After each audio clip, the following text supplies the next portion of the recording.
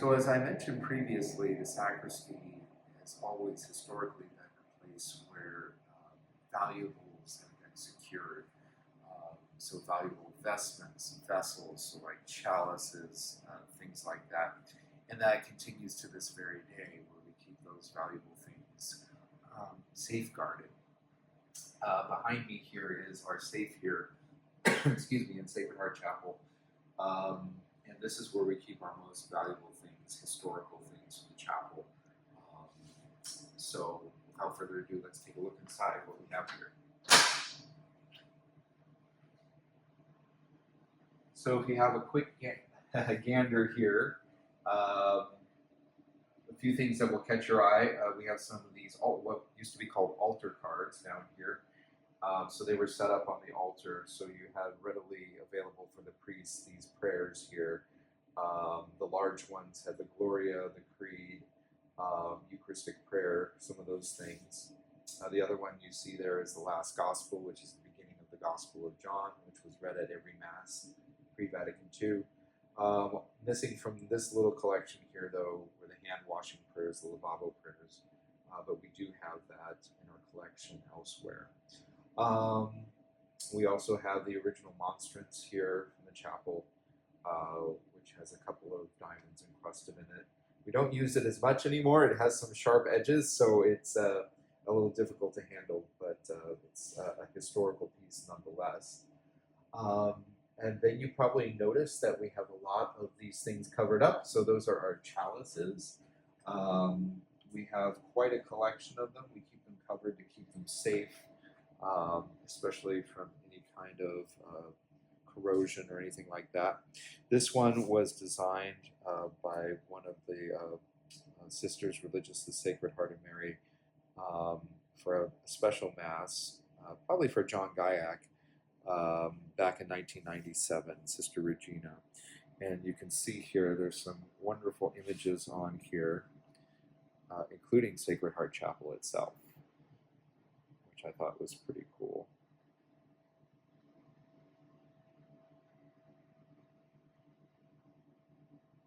So this was all handmade by Sister Regina.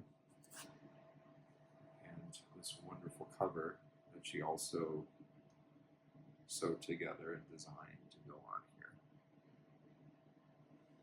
So that's one of the chalices in our special collection. And you might have a question as to why we have so many chalices in here. Well, it's a tradition for Jesuits when they leave one location, go to a new assignment, that they leave behind their belongings, and especially valuable things.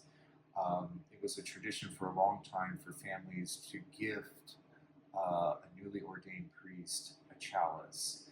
And so some of these chalices were gifted to Jesuits, and when they left the chalice behind as a sign of humility and giving up their personal belongings, that they weren't attached materially to that possession, or it was not a material possession. So that's how we came up with this large collection here. And I'm just showing you a couple of our chalices that we've had restored, and I think are really special in our collection. This one we call the Vandera chalice.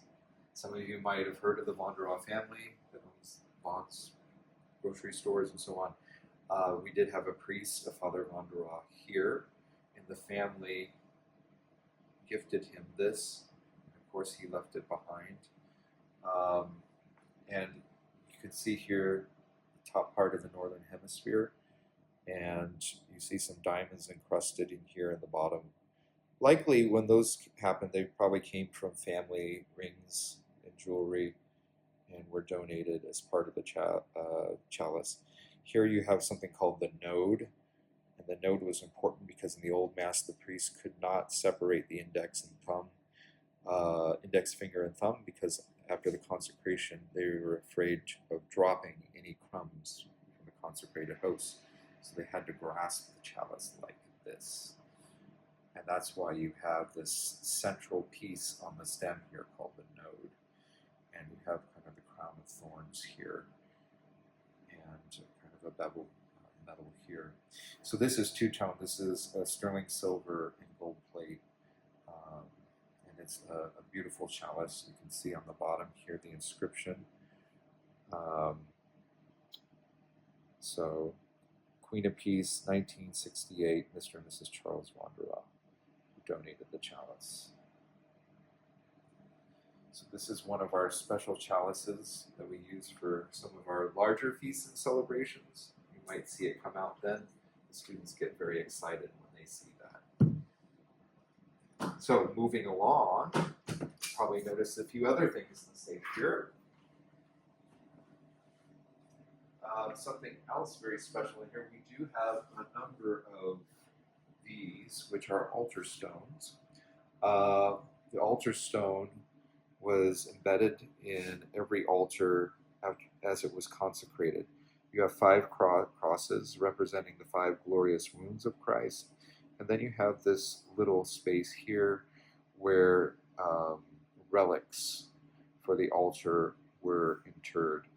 And it's very important, at least traditionally, to have relics in the altar and here on the altar stone, because it takes us back to ancient Rome into the catacombs. And when Christianity was illegal, the priest had to actually say Mass on top of the bones of saints and martyrs. And so by having the relics, the bones of saints and martyrs today, we carry on that tradition of having Mass on top of the relics of saints and martyrs. So there's none here now, but you can see how it was interred here. Any of the relics that we had, decommissioned altar stones, have been removed, but we also have a reliquary. So normally a reliquary is out displayed.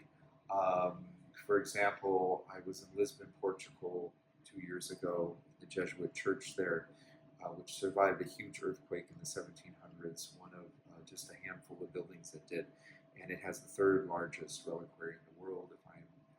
If I'm still accurate with that, I know it's quite a large collection. We have a small collection here. We don't have really any relics on display. But I thought I'd share with you some of the relics that we do have, and I like to share this with students when we do tours back here so they see what we have. This is actually St. Katari, a 3rd class relic, a cloth material that touched this saint that came into our collection here at some point. And then have some very smattering. We got St. Pius X in there, some other saints, but the most important one is in here, and I usually show this one to students and we pass it around. It's this reliquary. So these are all what we call 1st class relics. They're all bone fragments. You have bone fragments from some of the first apostles here, and also from the first Jesuits, St. Ignatius of Loyola, Aloysius Gonzaga, and you can see all of them in here. So this is quite an impressive little reliquary, very special, very dear to us. And if you take a look here, I'm going to open the back side of this as well. You have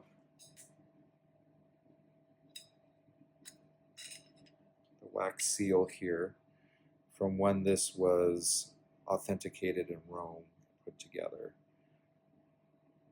So these relics have been certified. We also have certificates of documentation on all the relics. So I wanted to share that with you, some of our valuables here in the safe. And we hope you take to heart all of these things that we preserve. And again, this falls under the ministry of sacristan. The sacristans are charged with overseeing these items, taking care of them, and preserving them.